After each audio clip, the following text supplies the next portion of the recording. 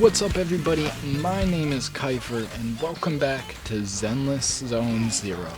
The game's been out for a couple days now. I've finished about half of the content, and so I thought I'd make a quick video going over my thoughts of the game so far, what I liked, what I didn't, and what I think the game needs to improve on. Now let's start out with the most divisive topic of the game, the combat. A lot of people are screaming that the combat is brain dead, and a lot of people are screaming that there's a lot of complexity to the combat system. Here's a crazy take. Both sides are right.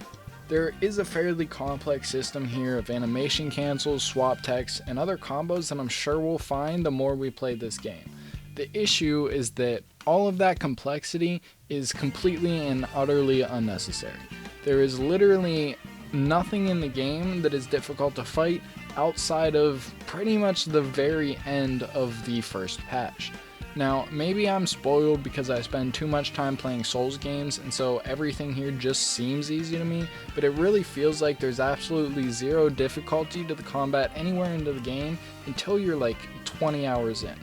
The combat in the game is brain dead, but it's only because there's nothing to fight.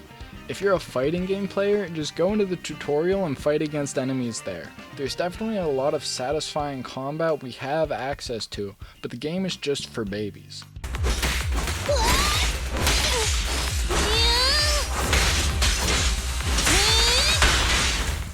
This is worse than Destiny 2. I don't know if it's even possible to die in the main story of this game.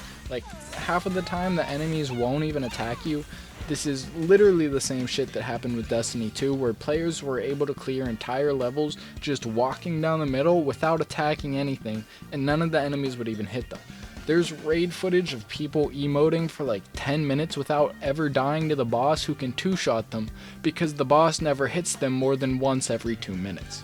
The combat system in this game has so much potential, but the ease of access is going to destroy a lot of people's motivation to even look for it. With that being said, this actually isn't that big of an issue for me. Like I said, I play a lot of Souls games, I play a lot of PvP shooters. I don't need another game where I need to practice regularly just to keep up with the story, and I definitely don't need another gacha game where I'm doing math to figure out how I can do the most damage.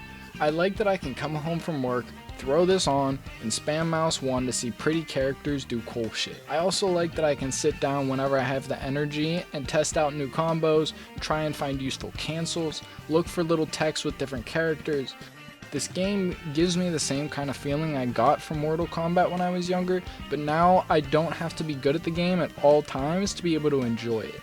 This game is always going to be a side game that I could play for fun, and honestly, I don't really have an issue with the difficulty, outside of possibly giving us a difficulty option that actually changes the difficulty rather than just making the enemies a little bit beefier, meaning you have to click more times.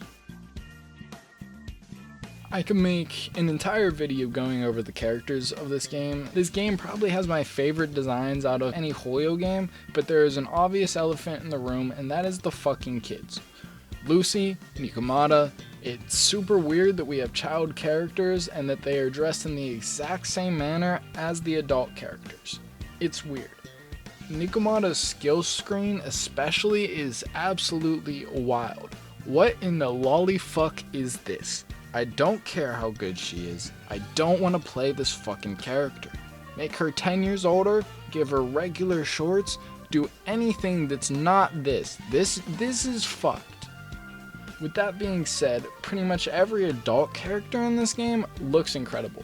The guys look incredible, the women look incredible, and the furries all look pretty cool too. I love Ellen, her tail looks awesome, Ben looks sick, Lycaon looks amazing. I love the overall designs of this game, just why are the kids so sexualized? First off, for the story, having real characters and not mute self-inserts for the main character is so refreshing. I don't even mind that as a storytelling mechanic, but I am so tired of it in Genshin, I am so tired of it in Honkai, and I am so tired of it in Wuthering Waves. These games have voice actors for the main characters. They have at least some of the voice lines recorded. At least give us the options to just have the main characters speak. I am so relieved that this game just has voiced characters. Moving on to the TVs. I've been spending a lot of time thinking about the TV systems and trying to figure out if they are actually worse than having an open world to explore. On paper, having an open world sounds better, but then you have to take into account what that open world actually entails. Especially in the early game of the story, Genshin's open world is absolutely meaningless. It's a slog of going from one spot to the other, back to the first spot, and it is just endless fetch quests. Truth be told, I don't know that this is really any worse.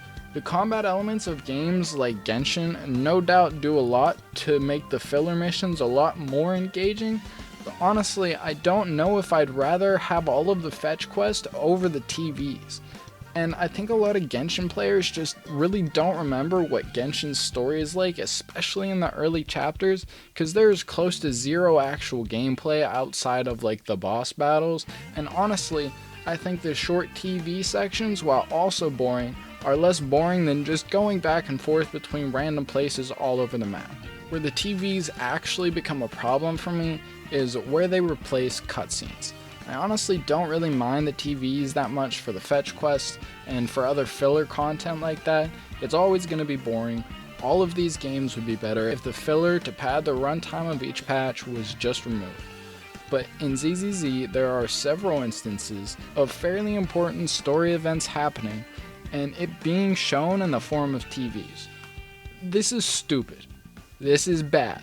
This makes me not care about what's happening, and if I don't care about the events happening in the main story, that's a problem.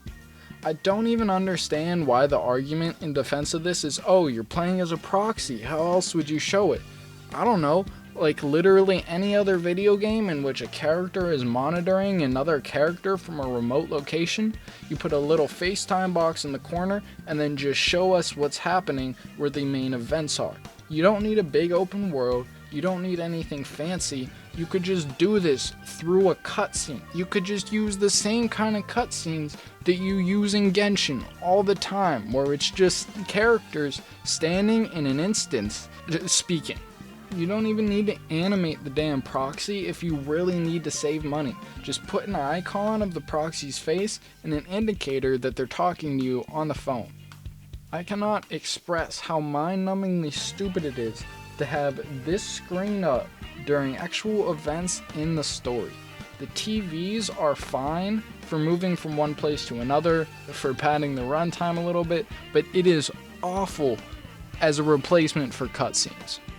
Now, I want to try and avoid being too much of a comic book nerd here, so I'm going to try and keep things short, but the quality of the comics in this game is absolutely amazing. Everything from the dynamic posing to the lighting looks incredible. If you're familiar with comic books as a medium, you'll understand how important things like good panel layout is for pacing and understanding of action, and I was so happy to see ZZZ do this so well. Right from the beginning of the game, the comic panels we get all look amazing. All of the lighting looks super cinematic, super incredible, and they utilize transitions super well to express the motion that's happening through the static images. Now, my biggest gripe is that since this game is not open world, and since they are using comics to replace some of the cutscenes, I wish we could have gotten a few less of the static dialogue cutscenes and a few more real animated cutscenes. I know animation is expensive, and considering that this is in contention for some of the best 3D animation I've ever seen, I understand why we can't have full-fledged cutscenes for the entire game, but I would like to see even just a handful more, because the cutscenes where we're looking at a character talking hurts the pacing a little, and the voice acting is so much higher quality than the animation and what's happening on the screen that it creates a weird kind of disconnect sometimes. Moving on to the overall style and aesthetic of the game, we're going to start with the world building, and we'll start with the one issue I have. Gacha Smack said it best, the main city kinda just feels like a demo. It's just so small that it feels unfinished. It feels like it's incomplete. Obviously, it's a live service game, so I wouldn't be surprised if things expand over time, but that in and of itself is my biggest issue with live service games. That's kind of just a cop-out. These games print money. You can add a few more streets and spread things out a little bit more. What's the point in having these locations in a teleport menu when they are 10 feet away from me at any given point on the map? I genuinely think it would be slower to open up the fast travel menu and go to 6th Street than it would be to just walk outside and go to 6th Street. Compared to something like Yakuza Like a Dragon, this world feels tiny, even for a game that's not open world. With that being said, everything else about the rest of this world is damn near perfect. I feel like they had to have taken some inspiration from the visual style of Watch Dogs 2, and I believe they have confirmed that they took some inspiration from Digimon Frontier's version of Shibuya. I feel like they had to have taken some inspiration from the visual style of Watch Dogs 2, which stylistically is probably my favorite game ever made. It's had an enormous influence on my own art style, as well as just the aesthetics that I tend to drift to, and so this world is perfect for me. Everything from the CRTs, to the graffiti, to the VHSs, the same kind of pop art, glitch art mix that Watch Dogs 2 used, the aesthetic of this game is incredible. Tectone said the Bangaboos are just less annoying minions, and that's one of the most accurate statements I've ever heard. They are all adorable and I love all of them. All of the characters for the little side activities we have look phenomenal. The robot at the cafe, the dog at the scratch-off stand, the four-armed chef. The designs of the random side characters are all so cool. It's so fun to look at, and it kind of reminds me of My Hero Academia, which honestly I'd spend so much money on a My Hero ZZZ crossover. Imagine like Dobby or Bakugo or even Sue would fit in so well in this universe. I feel like that won't happen, but that would be such a perfect collab for this game. Overall, I'm in love with these aesthetics. I could probably make an entire video just on that, the music, and the sound design of this game. It's all so good. We'll go over the sound design quickly because it's going to be the same glaze as the aesthetics. The sound design is incredible. The voice actors are all perfect. This is the best voice acting in any Hoyo game by far. The combat sounds super satisfying. Billy's guns sound amazing. The monsters all sound incredible. And then there's the music. If we're talking about gacha games, this is the best OST ever. Period. I think that's a fairly cold take. The mix of hip-hop, jazz, and some breakbeat is perfect, and I'll probably be using this game's OST a lot for my future videos. Lastly, we'll go over the UIUX, which, like everything else involving aesthetics in this game, is perfect. Let's look for a second at the main menu of the big three gacha games: Genshin Impact, Honky Starbucks, and Wuthering Waves. I'm gonna be real with everyone, these look like shit. A grade schooler can make a better menu with crayons and construction paper. The only thing that I think I've ever seen that's worse than this is fucking Raid Shadow Legends, which honestly isn't too bad of a game mechanics wise, but between the hella aggressive marketing and a menu screen that will make you catatonic, I was literally never able to make it past this screen. Now, let's take a look at Zenless Zone Zero.